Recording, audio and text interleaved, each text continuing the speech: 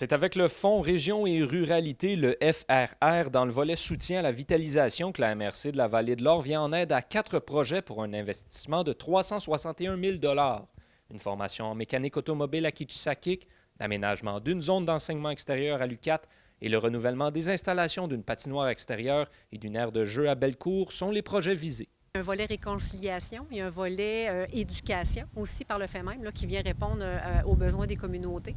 Il y a aussi revitalisation de la municipalité en tant que telle pour les services à la communauté, à la population, aux enfants. On parle de aires de jeu notamment aussi. Kitchissakik, Bellecour et Lac-Simon étant considérés comme des communautés et municipalités avec un niveau de dévitalisation économique élevé, les projets subventionnés par ce volet du FRR doivent permettre de développer ces secteurs. Cela n'empêche toutefois pas des organismes d'ailleurs dans la MRC de proposer des projets.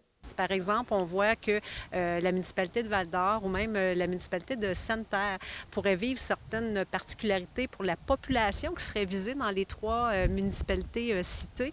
Bien, eux aussi pourraient se rendre admissibles à des projets en autant qu'il y ait, je dirais, un lien d'adhésion ou d'intérêt pour les 3 municipalités, que ce soit gagnant-gagnant. L'objectif est aussi de permettre le développement de projets qui vont être bénéfiques pour l'ensemble de la MRC à long terme.